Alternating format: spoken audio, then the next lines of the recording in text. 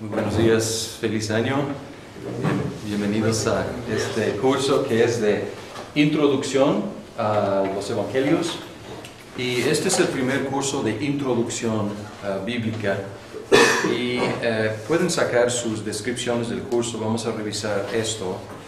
Y luego vamos a hablar de qué es introducción bíblica y luego vamos a empezar con el tema de hoy. Pero primero vamos a orar y pedir que Dios bendiga este curso. Señor, gracias te damos por otro año, por otra oportunidad de estudiar tu palabra, y gracias por este curso sobre los evangelios, y te pedimos que tú nos ayudes a entender mejor el evangelio de Jesucristo y estos 4 evangelios que tú nos has dado por Cristo Jesús. Amén. Amén.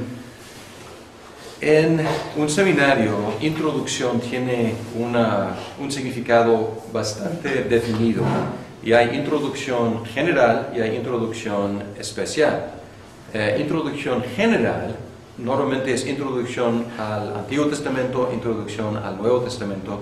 En este seminario no tenemos cursos apartes que son introducciones generales, entonces tenemos que llenar ciertos huecos en los diferentes cursos de introducción especial.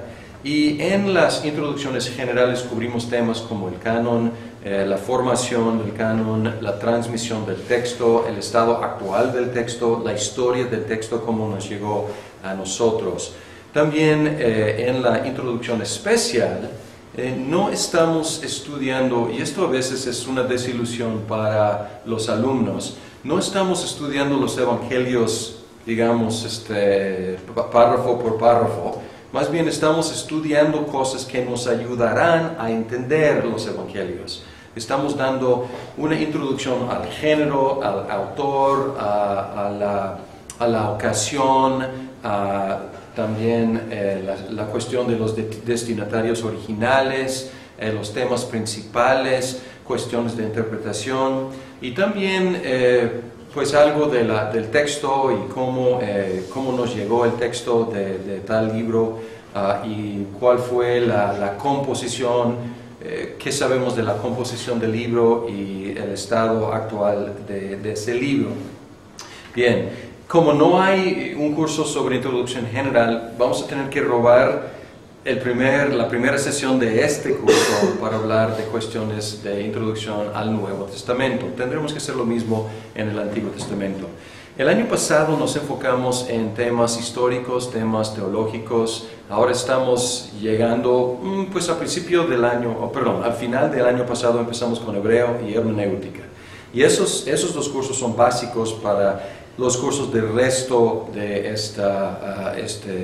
este programa de seminario, porque en cada uno de los cursos de introducción bíblica va a haber un ensayo de exégesis. Entonces ahí van a aplicar lo que aprendieron en hermenéutica, hebreo, si es Antiguo Testamento, y griego, que está ofreciéndose actualmente con este curso también. Muy bien, entonces vamos a ver aquí en la descripción del curso. Y dice asistir a las clases, pues es básico, ¿no? Participar en las conversaciones durante las clases, leer las lecturas asignadas antes de llegar a clase. Yo no estoy para darles toda la información aquí, mucha de la información ustedes van a leer. Entonces es primordial, es muy, muy importante que lean antes de entregar las tareas en las fechas asignadas, y esto requiere obviamente que lean antes de. Y luego hacer un ensayo exegético estoy poniendo 7 a 10 páginas de un breve texto de los evangelios.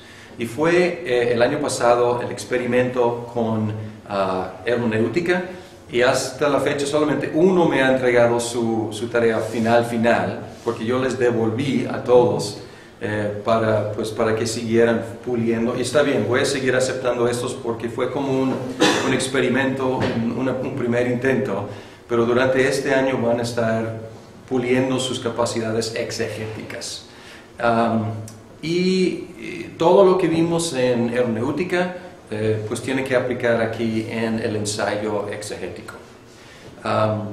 Si no tomaron hermenéutica, pues tienen doble tarea.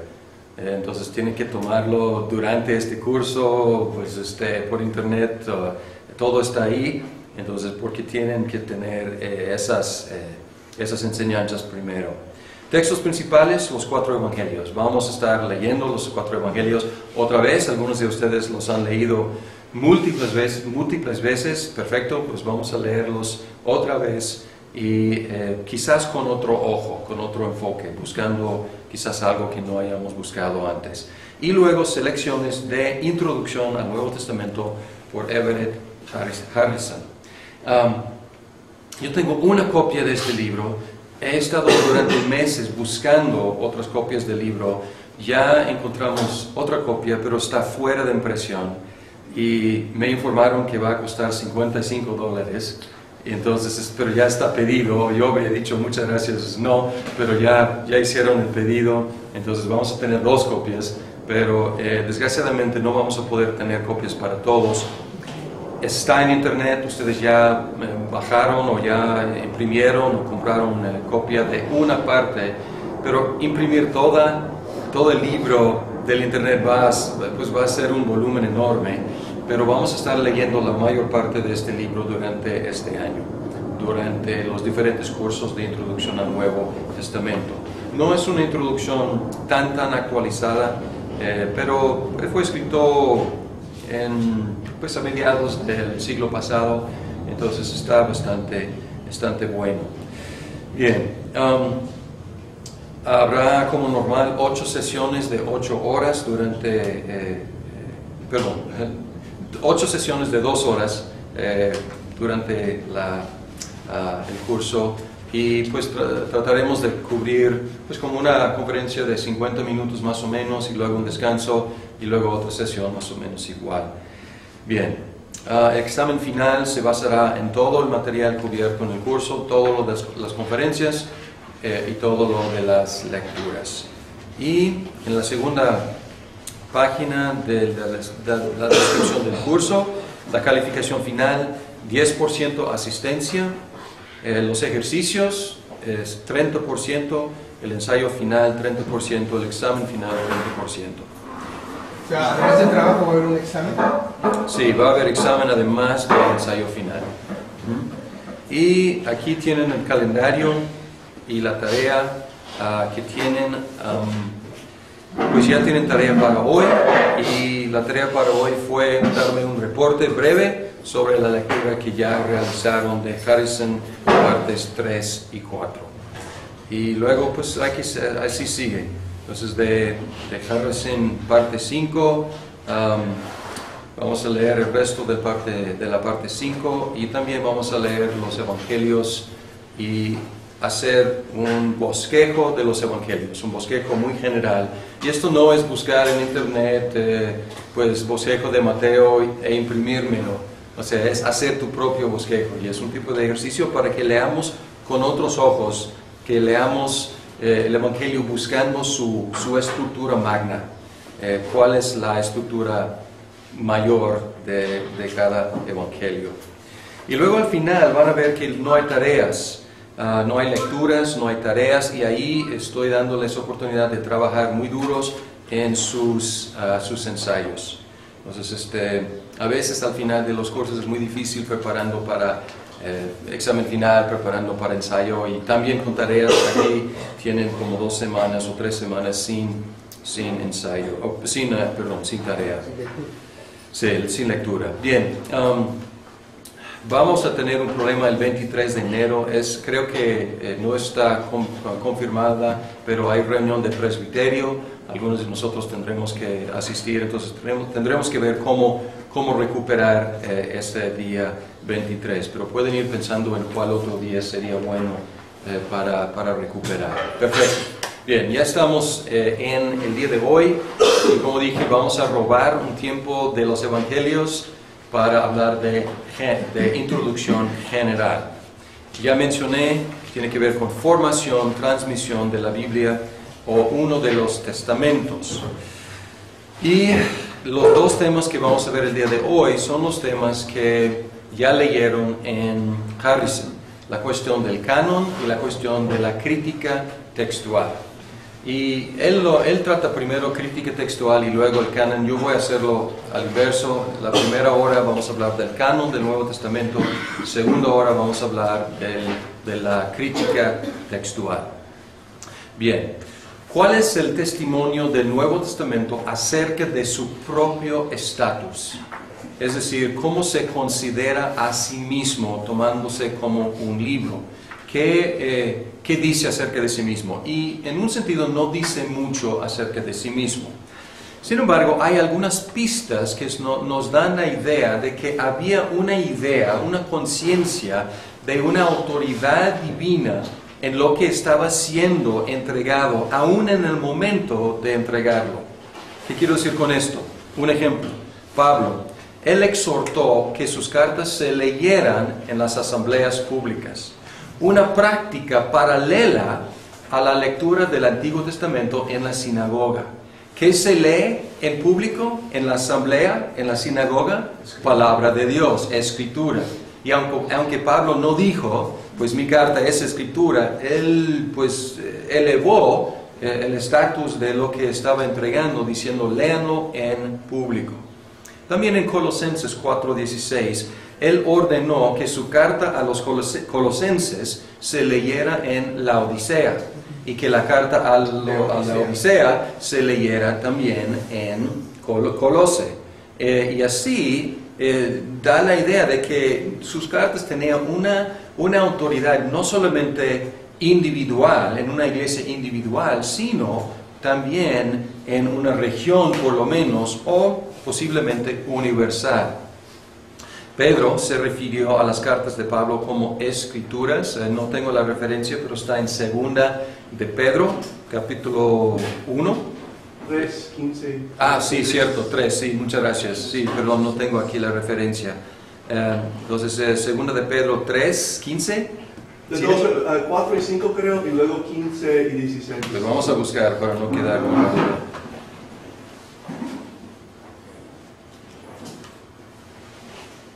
Segunda de Pedro.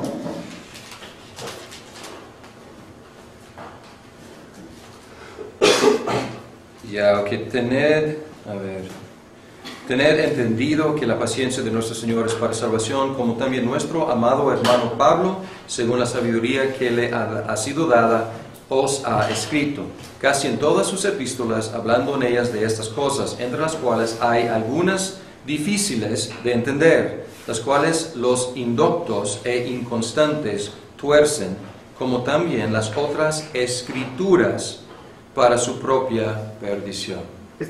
¿Dónde está? Esto es en 3:16, 3:15 y 16. Y luego en 1 de Timoteo 5:18 cita a Deuteronomio y a Lucas como escritura. Entonces ahí pone lado a lado un texto del Antiguo y un texto de un evangelio como escritura.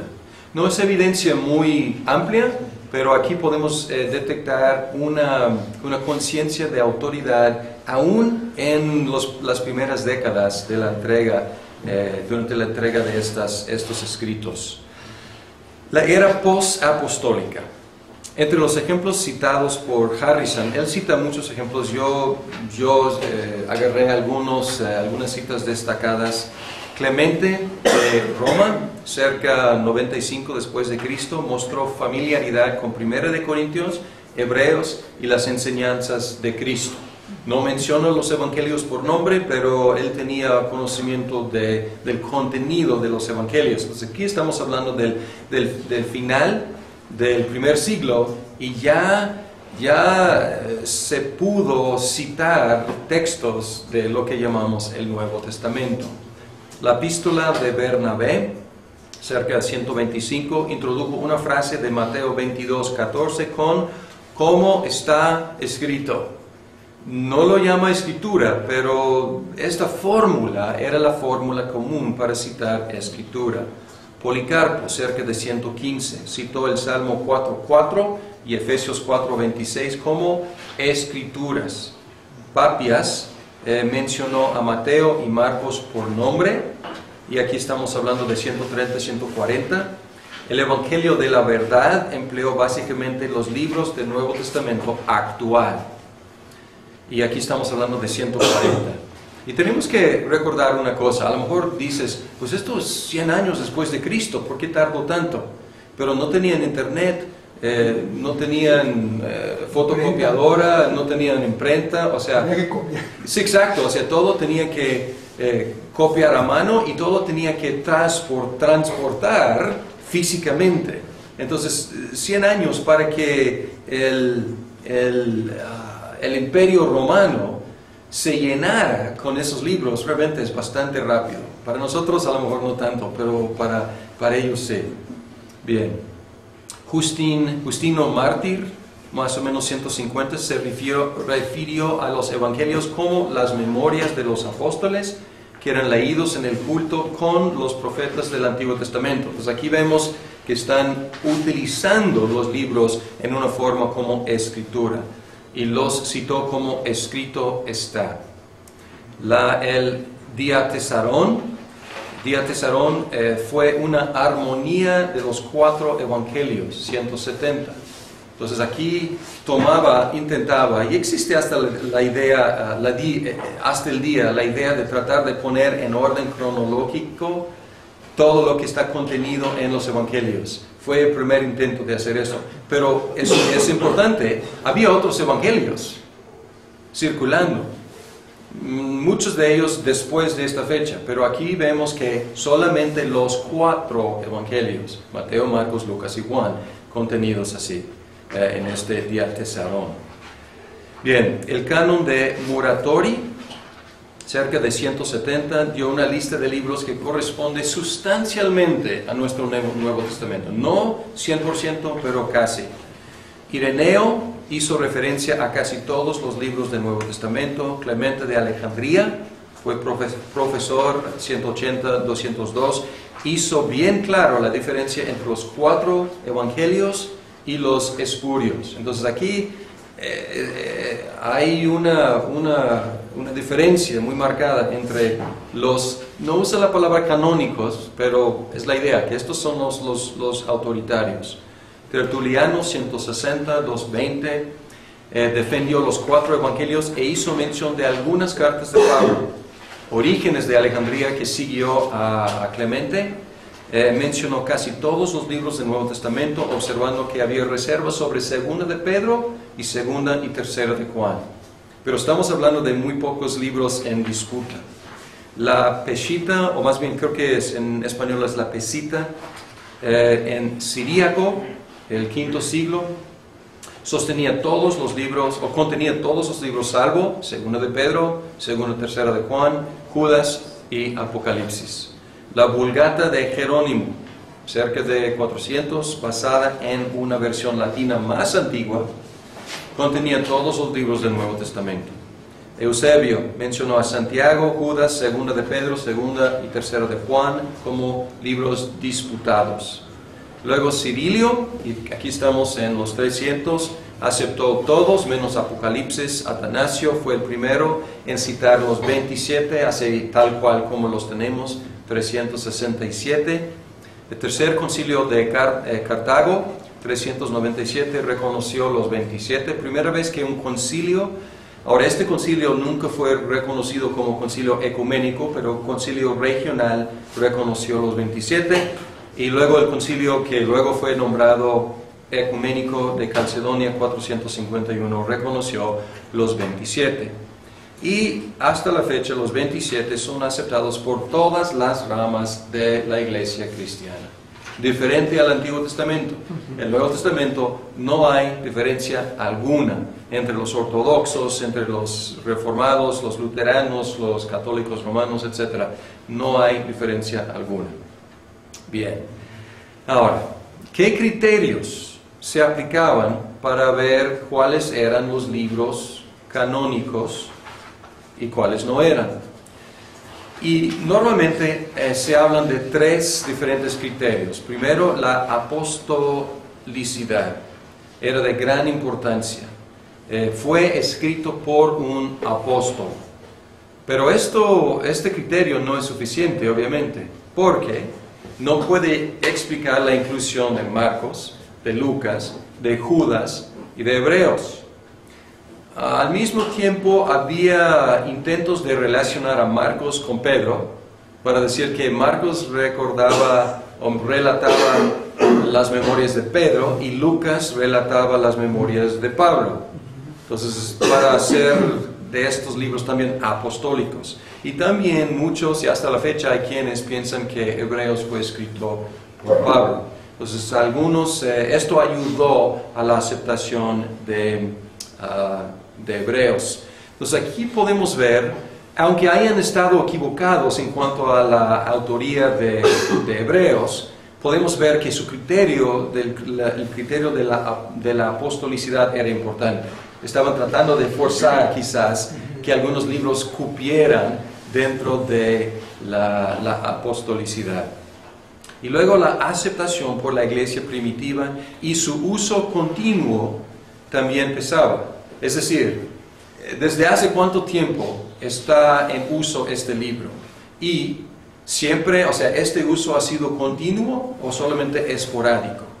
Pues este otro criterio. El último criterio es un criterio de coherencia doctrinal interna. O sea, la enseñanza de este libro está de acuerdo con la enseñanza de los otros libros y esta es evidencia interna. Ahora, no debemos pensar que estos criterios se hayan aplicado en una forma mecánica, como palomita, palomito, palomita, ¿no? 2 de 3, pues no, 3 de 3, 1 de 3, o sea, no fue nada mecánico, más bien esto es como ver desde nuestra perspectiva y preguntarles, ¿qué pensaban? ¿Qué era importante para ustedes? Y en los escritos de los padres post-apostólicos podemos ver que estos criterios eran importantes en su razonamiento. Y los libros en disputa. Hebreos era dudada como carta por la incertidumbre acerca del autor. Su asociación con Pablo ayudó. Santiago también estaba en duda porque no sabemos exactamente, pero probablemente por la dificultad de identificar al autor. Se llama Jacobo. Pues ¿cuántos Jacobos había? ¿Era Jacobo apóstol? ¿Era Jacobo el hermano de Cristo? ¿Quién era? Entonces, hasta la fecha, esa es una pregunta que los eruditos debaten. Y también falta contenido explícitamente cristiano. Hay algo, pero mucho podría estar en casa en el Antiguo Testamento y no es tan explícitamente cristiano mucho del contenido. Segunda de Pedro varía de primera de Pedro mucho en vocabulario y estilo y no circulaba tan ampliamente en la iglesia. Era conocida en ciertas regiones, pero no en otras regiones.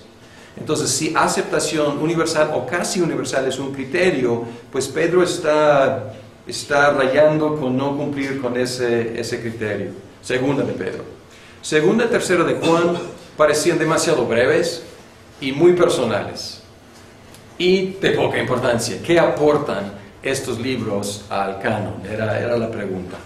Pero pues a fin de cuentas asociados con Juan, el apóstol Juan, pues se aceptaron. Judas se distanció de los apóstoles aún en sus escritos, o sea, en Judas él habla de los apóstoles, entonces él mismo se distanciaba de los apóstoles. Entonces, ¿quién era Judas? Era apóstol porque habla de los apóstoles, entonces era un problema. Apocalipsis era aceptado generalmente, pero algunos postulaban que el autor no fue el apóstol Juan, era otro Juan. Era una idea, pero no había gran disputa sobre Apocalipsis. En general se aceptaba. Bien, esta es la historia de la canonicidad, pero debemos hablar también de la teología de la canonicidad. Y hay diferentes teologías de canonicidad. La Iglesia Católica Romana tiene su teología. Enfatiza que la Iglesia creó el canon por medio de los concilios. Y así el canon es como posesión de la Iglesia lo creó, es dueño de. Lutero tenía su propio estándar y él hablaba de la exhibición clara de Cristo. Y por lo tanto, no los cortó, pero él colocó Hebreos, Santiago, Judas y Apocalipsis al final. Él tenía otro orden de los libros porque él no vio en estos libros a Cristo exhibido tan claramente. Y su duda mayor fue famosamente sobre Santiago. Exacto. Bien. Calvino contribuyó el énfasis en el testimonio interno del Espíritu Santo que valida los libros canónicos, así introduciendo un elemento subjetivo. Es decir, en mi experiencia, ¿cómo sé que es palabra de Dios? Y él contestó diciendo, el Espíritu Santo te lo confirma. Entonces esto es algo interno, algo subjetivo, algo muy personal, pero vamos a ver que era algo necesario, aunque mal aplicado, quizás peligroso. Westcott, vamos a conocer a Westcott después. Estos son nombres, a lo mejor no tienen mucho significado, pero estos han sido eruditos. Westcott, vamos a conocerlo en la segunda hora en relación al testamento en griego, Nuevo Testamento en griego. Él enfatizó la providencia de Dios al confirmar el canon por medio de su uso por la iglesia. Entonces, él está reduciendo los criterios más bien a un criterio. Es decir, que ¿cómo llegó a existir el canon o cómo llegó a reconocerlo? Por su uso en la iglesia. Este es el libro, o estos son los libros que la iglesia siempre utilizaba. Entonces, y él enfatizó la providencia de Dios al guardar y confirmar el canon. Harnack reconoció, pero exageró la presión de Marción en la formación del canon.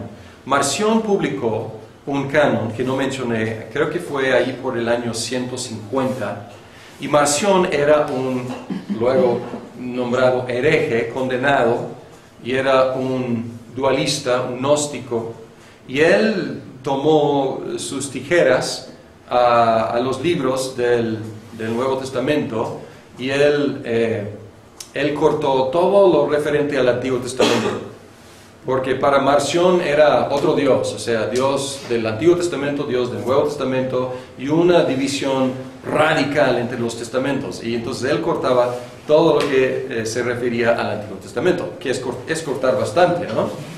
Y la iglesia tuvo que reaccionar y decir, pues, tú estás haciendo tu canon, realmente nuestro canon es este.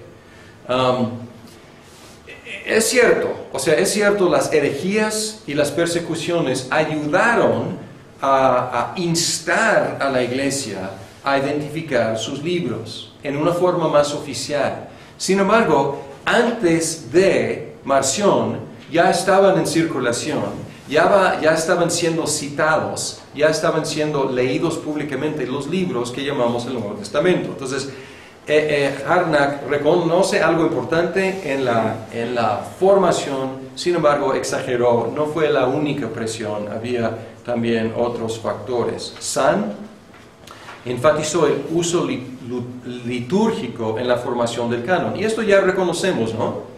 ¿Cómo se utilizaba? Se leía en público. ¿Qué se lee en público? Escritura. Entonces ese es un énfasis muy importante. Kuhlman enfatizó que la iglesia instintivamente reconoció la autoridad de la enseñanza apostólica. Entonces aquí él dice que pues no fue tanto un proceso científico, fue pues escuchar la voz del maestro, escuchar la voz del pastor, escuchar el mensaje del evangelio y recibirlo. Bien, vamos a analizar un poco estas teologías de canonicidad. Primero, la teología romana, católica romana. La postura de la iglesia romana reconoce correctamente que la iglesia jugó un papel importante en reconocer los libros autoritarios. Sin embargo, su elevación de la iglesia al papel del creador del canon está equivocada histórica y teológicamente. Es decir, que su descripción de lo que pasó no es lo que pasó, y su teología, su explicación teológica de lo que pasó, tampoco. ¿Por qué? Ignora el consenso sustancial que existía antes de las declaraciones de los concilios. Si ellos van a decir que la Iglesia creó el canon en 451 en el concilio de Calcedonia, está ignorando 400 años, o por lo menos 350 años de historia de aceptación, de uso, de reconocimiento, de citar estos libros. Entonces es como si fuera de repente 451 hayan hecho algo drástico, algo nuevo, pero no era nuevo, era más bien ratificar, sellar lo que la Iglesia ya había hecho durante siglos. Y el simple hecho de discutir, y esto es muy importante, quiero subrayar, el simple hecho de discutir cuáles libros deben incluirse ya presupone la idea de un canon, ¿no es cierto? Sí. Si yo digo, ¿cuáles libros deben incluirse? Tú debes preguntarme, ¿incluirse en qué? ¿No? Y ya, obviamente, la pregunta tiene una presuposición muy importante. Incluirse en escritura, incluirse en la regla de la fe, incluirse en los libros autoritarios. Entonces la pregunta se hacía hacía muchos años antes de los concilios. Entonces históricamente está equivocada esa postura y también teológicamente. La inspiración, y esto es más o menos la misma idea, la inspiración ya implica la idea de canon. Si algunos libros son inspirados por Dios, es necesario preguntar ¿qué? ¿Cuáles? Si yo digo, hay libros inspirados por Dios por medio de los apóstoles y otras personas, tú debes preguntarme inmediatamente ¿cuáles son? Y esta pregunta, ¿cuáles son? Es la pregunta del canon, pero esta pregunta no es como una pregunta aparte de inspiración, es incluida en la idea de inspiración. El papel de la Iglesia en los concilios fue reconocer oficialmente lo que la Iglesia había estado usando desde hacía mucho tiempo. Y en este sentido, la Iglesia creó el canon en una forma oficial. Pero es más correcto decir que el canon creó la Iglesia. El canon tuvo que crear la Iglesia antes de que la Iglesia creara el canon. Entonces hay algo simbiótico aquí, pero primero fue el canon. Primero fueron estos libros que crearon la Iglesia y luego la Iglesia dijo, ¿de dónde venimos? ¿Qué nos formó? ¿Cuáles libros jugaron un papel decisivo, creacional en nuestra existencia? Y dijeron, pues estos 27, este es nuestro libro del Nuevo Testamento. Bien, la teología de Lutero, de la canonicidad. El estándar de Cristo fue, y necesito ayuda de Mariana, ¿cómo se pronuncia? Vas Christum Trevet, o ¿cómo es? Aquí está. Aquí en la pantalla. Entonces no puede. Vas Christum Trevet. Que es lo que enfatiza a Cristo. Más o menos así. Entonces, podemos apreciar las razones históricas por las cuales él aplicó este estándar. Porque él estaba combatiendo la teología de la iglesia medieval que se había caído en un legalismo tremendo. Y Cristo ya se había perdido en mucha de la teología, o por lo menos en la práctica de la iglesia medieval. Y él pues redescubrió el evangelio de la justificación por gracia por medio de la fe. Y pues Cristo y predicar a Cristo, solo a Cristo. Sin embargo, lo que hizo fue crear un canon dentro del canon.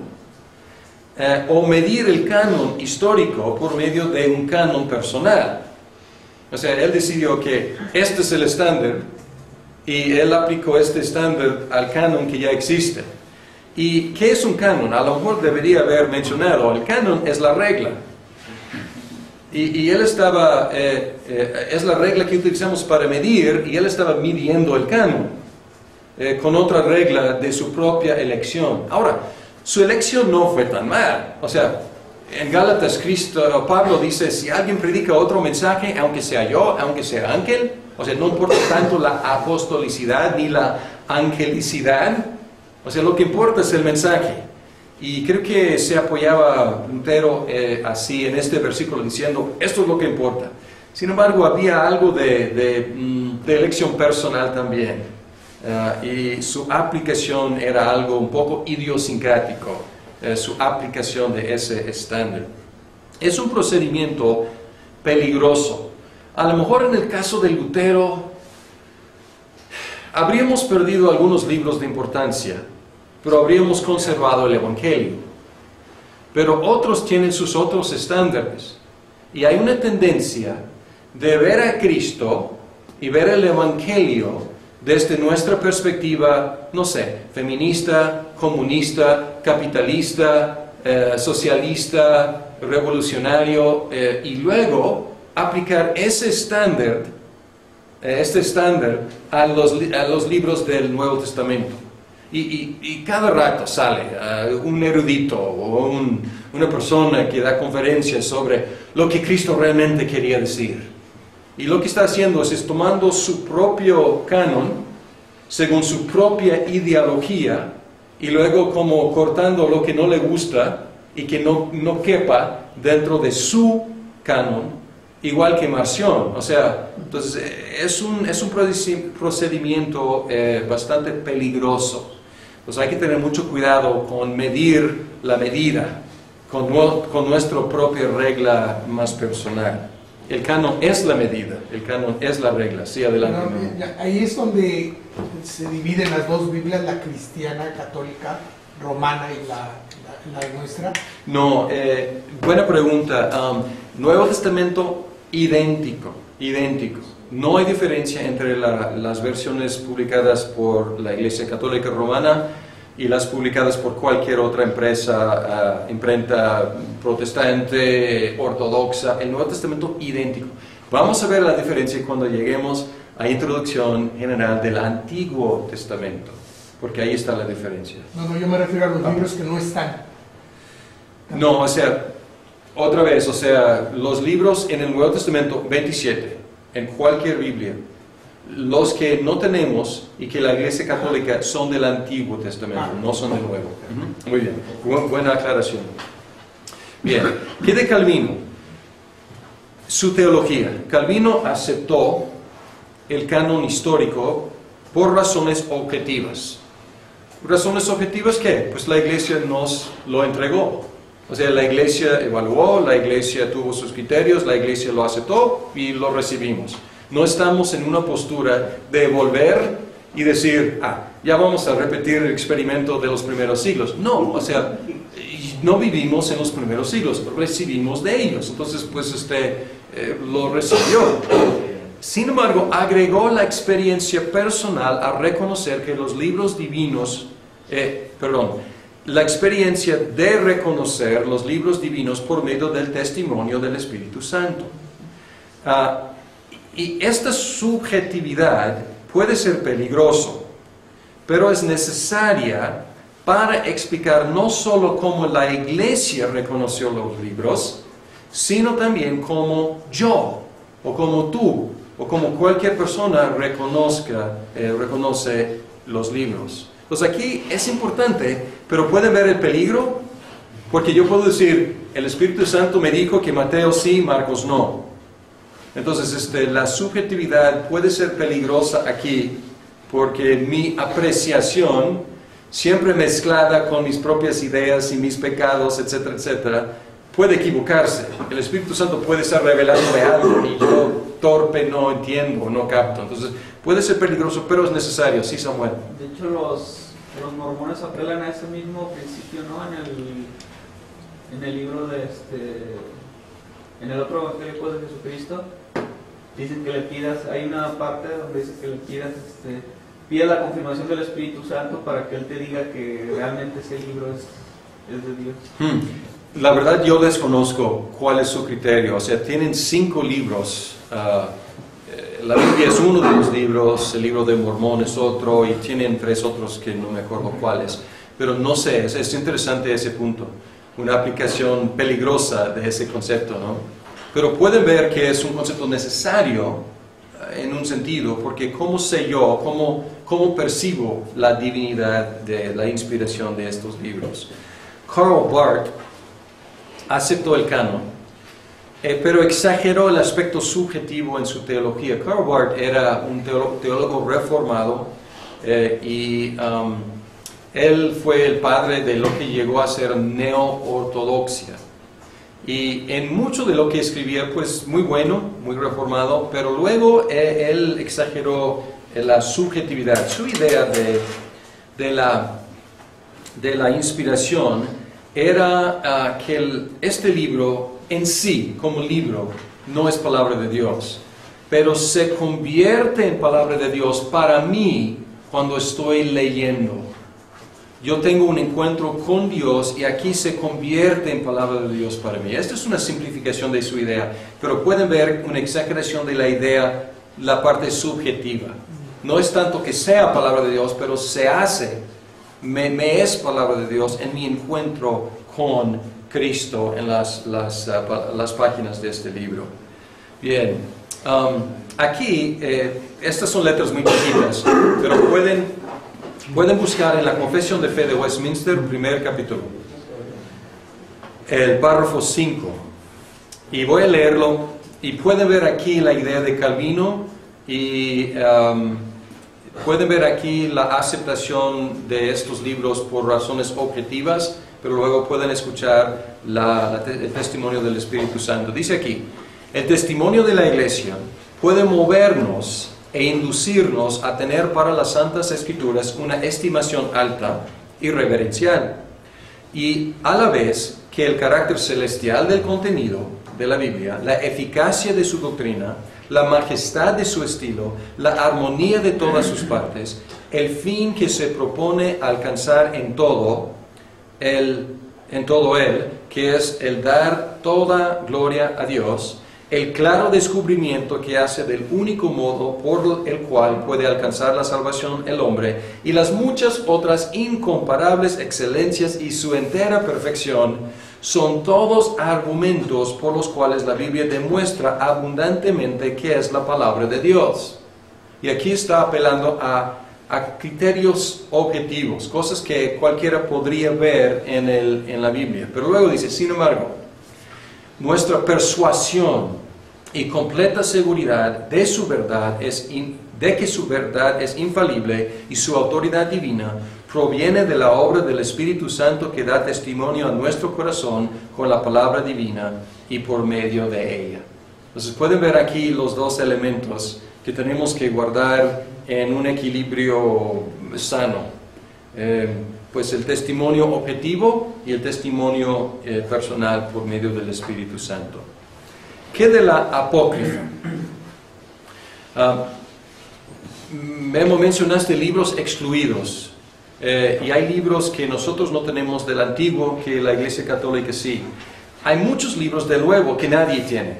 Es decir, ninguna iglesia histórica tiene. Entonces, en ese sentido, sí hay libros excluidos, pero son excluidos por todos los cristianos. Y nosotros los llamamos los libros apócrifos del Nuevo Testamento. Y hay varios. Yo tengo un libro de libros apócrifos. El título del libro es Los libros perdidos de la Biblia. Entonces, un poco contradictorio, porque luego abres y ahí están los libros, entonces ya no están perdidos, ¿no? Entonces, pero ya no están perdidos, pero no son de la Biblia. Entonces, bien. Los evangelios apócrifos demuestran un tinte gnóstico en su afán por suplir información sobre la niñez de Jesús. Tenemos mucho silencio. Nace, un incidente a los 12 años y luego bautismo a los 30 años. ¿Qué pasó durante todo este tiempo? Pues ellos querían ayudar supliendo la información que faltaba y muchas veces tenían a Cristo no muy terrenal. El gnosticismo es dualista, materia mala, espíritu bueno. Entonces querían separar a Jesús de lo cotidiano, de lo humano, de lo normal de un niño, de un adolescente. Entonces, ¿qué hacía? Hacía milagros cuando jugaba con los otros niños, y así era un niño mágico, un niño de otro planeta, un niño que no se ensuciaba con las cosas terrenales. Entonces este es el tinte gnóstico. Los hechos apócrifos también querían enfatizar los milagros de los apóstoles. Y hay milagros en los hechos de los apóstoles, pero podemos ver que son bastante reservados. O sea, no van haciendo milagros por hacer milagros. Hacen milagros a veces, y a veces un poco renuentes, para testificar del poder de la palabra de Dios. Y aquí en los hechos apócrifos, no están haciendo milagros por todos lados, porque son como medio magos, más que apóstoles. Tiene su tinte gnóstico y también ascético. O sea, pues la negación de los placeres del cuerpo, la negación de la prohibición del matrimonio y cosas así. De hecho, en los hechos apócrifos siempre se enfatiza que, por ejemplo, las mujeres dejaban a sus maridos, ¿no? O se enfatiza que los creyentes ya no querían estar con sus esposos o esposas. Eso está bien triste, ¿no? Sí, claro, o sea, y sí, muy triste para el esposo, bastante triste, ¿no? Sí, y ahí es la cosa ascético, ¿no? O sea, y sí, hay cuentos, o sea, se convierten las mujeres y ya no se acuestan con sus esposos, como si fuera otro nivel, o sea, más arriba. Pues no ensuciarse con las cosas terrenales, carnales. Entonces, ahí entró en la iglesia esas ideas ascéticas. Sí, Lalo.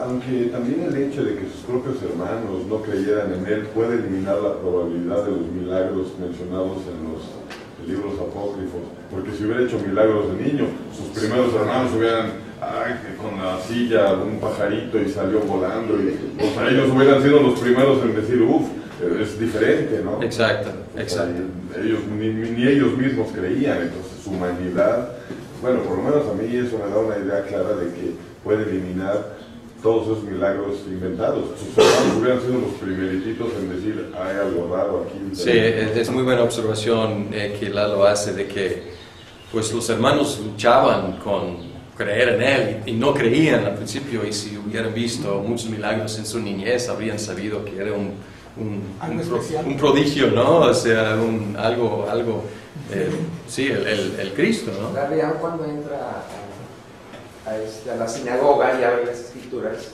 en Belén, donde la gente veía, bueno, ¿quién no es José, el hijo de Jesús, el hijo del carpintero, el que me hizo la mesa, el que me hizo?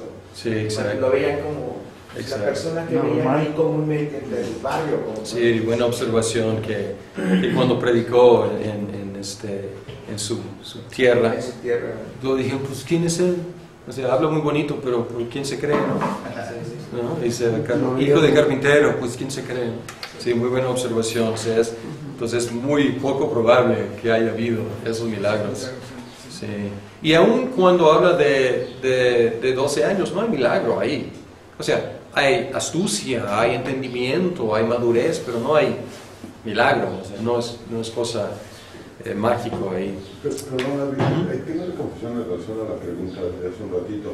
¿Estos libros apócrifos están o no están en la católica? No están. Esos libros no están. Porque ayer que leía, y yo a veces que he discutido con alguien católico, pues digo, pues ellos tienen, a lo mejor incorrecta, pero tienen una base, que es los libros apócrifos, pero si no los tienen... No tienen. Porque habla incluso, perdón, de lo que decía Jesse, también de la virginidad perpetua de María, habla de que se hacía creyente y entonces ya dejaba al esposo, de la negación del matrimonio, de los milagros de la niñez de Jesús. Entonces, que yo digo, pues ahí está, es decir, yo les pregunto a veces, ¿dónde está? Y si estaban añadidos a su Biblia, o a su, digamos, impresión de la Biblia Católica Romana, digo, pues ahí está su confusión, pero si no están... No están. Y aquí es algo contradictorio. estos libros fueron rechazados por la iglesia, y podemos decir católica antigua, o sea, no hablando todavía de la católica romana, la iglesia antigua que llamamos católica, universal. Estos libros fueron rechazados, sin embargo, tuvieron una influencia. Y tenemos un pueblo aquí al lado que se llama Santa Ana de Petitlán. Y si tú preguntas quién era Santa Ana, la mamá de María. ¿De dónde viene? Del protoevangelio de Santiago, uno de estos libros evangelios apócrifos. Entonces, a pesar de haber sido rechazados, sí influyeron. Sí tomaron parte, ¿no? Sí, tomaron parte, y hay confusión hasta la fecha. Los nombres de los que estaban con Cristo, esos no vienen en el Antiguo Testamento, y ellos saben cuáles son los nombres.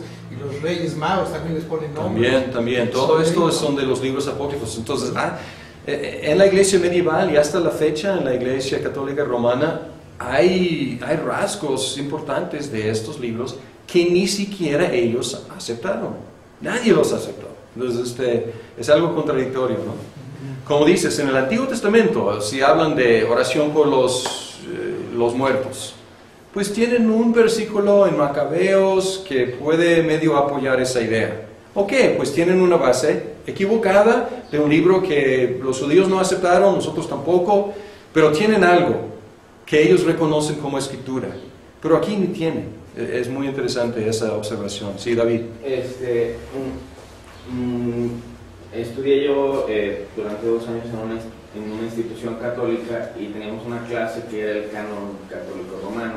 Entonces sería importante que para la visión católico romana también existe el término apócrifo, pero pues, se entiende de manera diferente, porque en el Antiguo Testamento, que es donde están todos aquellos libros que no se encuentran en las Biblias evangélicas, protestantes, etc., ellos les llaman a esos libros o de alguna manera piden que se refieran a ellos como deuterocanónicos y apócrifos, a lo que efectivamente se une tanto el pensamiento evangélico como el pensamiento católico romano en cuanto a desaprobarlos. O sea, la apocrifidad, por decirlo de alguna manera, y la deuterocanonicidad, para ellos es un parteaguas muy importante. O sea, lo que está en su Biblia, cuando mucho puede calificarse como deuterocanónico, no como apócrifo, porque entraría dentro de otro orden peyorativo. Sí, apócrifo es una palabra despectiva. O sea, pero repito, apócrifo, o sea, los libros apócrifos del Nuevo Testamento son apócrifos para los católicos, para los ortodoxos, para los luteranos, para los reformados, para los evangélicos, ¿ok? Entonces, en el Nuevo Testamento no hay debate. El debate está en el Antiguo sobre deuterocanónicos, apócrifos, etc. Los que llamamos nosotros apócrifos, ellos llaman deuterocanónicos, los que ellos incluyen. Pero aquí no hay debate. Pero como Lalo hizo ver, a pesar de haber rechazado estos, pues reciben algo de su enseñanza sin base bíblica. Sí. Sigue siendo la misma tentación de llenar los huecos, ¿no? Y si alguien ya inventó algo, pues ¿por qué no llenar un hueco? ¿No? Exacto, sí, entonces no pudieron resistir la tentación de llenar huecos. Bien, vamos a seguir porque ya estamos llegando a la conclusión de esta hora. Hay unas pocas cartas que presumen ser de los apóstoles. Por ejemplo, Pablo dice, la carta que mandé a la Odisea, ¿dónde está? Pues no sabemos, entonces alguien tomó la iniciativa de hacerla. Entonces, pues, otra vez llenar un hueco, ¿no? Hay algunos imitadores de Apocalipsis también. Y hay dichos no escritos, ágrafa, que significa pues, no escrito, ágrafa, que supuestamente son cosas dichas por Cristo. Y aquí estamos en algo muy importante para los ortodoxos orientales, porque ellos presumen ser los guardianes de tradiciones dominicales, o sea, del Señor, que no están en el Nuevo Testamento. Y ellos dicen, nosotros siempre hemos creído esto porque viene de la boca de Cristo. ¿Ok? Pues sabemos que Cristo dijo muchas cosas que no están en la Biblia. Juan mismo lo dice, ¿no? O sea, Él hizo muchas cosas y el libro entero no sería suficientemente grande para contener todo lo que Él ha hecho. Sabemos que Él ha dicho otras cosas. Y Pablo en una ocasión cita que que el trabajador es digno de su salario, que no está en los evangelios, pero Pablo refiere, no, más bien él dice, más bien mejor que recibir. Sí, mejor, más bendecido dar que recibir. Gracias, Lalo. Fue el dicho dominical, o sea, del Señor, que no está en el Nuevo Testamento, o sea, en los evangelios. Entonces sabemos que Él dijo muchas otras cosas, pero es imposible confirmar hasta la fecha pues la transmisión de estas cosas, y sobre todo cuando son cosas que introducen elementos que no están en el Nuevo Testamento, o sea, introducen otras prácticas u otras creencias más allá del Nuevo Testamento. Pues hay que tener mucho cuidado porque tenemos que basarnos en lo escrito. Bien, pues yo creo que es todo para esta primera sesión sobre el canon. Tomamos un descanso y luego regresamos a hablar de la crítica textual.